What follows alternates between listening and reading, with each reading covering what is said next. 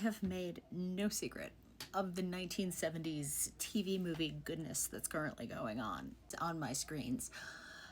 A couple of days ago, I talked about Houston, We've Got a Problem from 1974, which was its own kind of wackiness.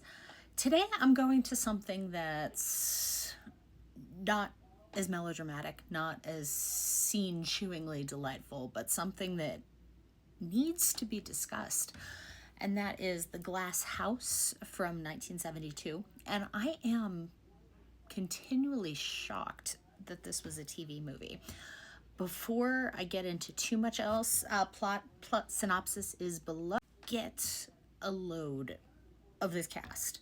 This makes me want to fangirl from the rooftops. So I've been down a Clu Gulager rabbit hole right now. So this is actually what Gulager is actually who brought me to this. But Vic Morrow, love, cherish, respect. You know, we didn't get enough Vic Morrow. Billy Dee Williams, of course, you know, Alan Alda.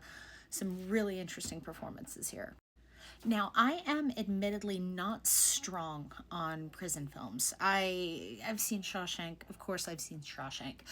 But beyond that, I'm really still jumping in. This one, and then earlier this year I watched The Concrete Jungle, because as I mentioned in other videos, this has been the year of Peter Brown. And this was actually giving, I don't know if it's all prison movies tapping into each other or what, but The Glass House and Portion, I was getting very direct Concrete Jungle vibes. Of course, they would have to be credited to this because Concrete Jungle came out like a decade later or something. But this is a fascinating watch, namely as a TV movie, because this is an incredibly bleak, an incredibly powerful, emotional story that I can't believe would have aired on television during a relatively primetime broadcast. But, you know, Alan Alda performance is beautiful and, you know, powerful. I'm not a huge Alan Alda fan, but this one really worked for me.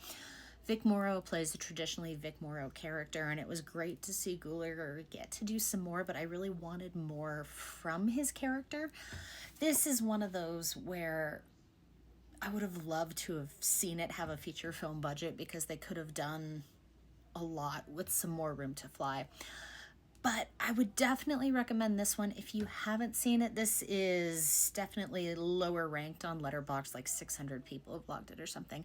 Available to stream on YouTube. Thank you so much, everyone. Have a good one.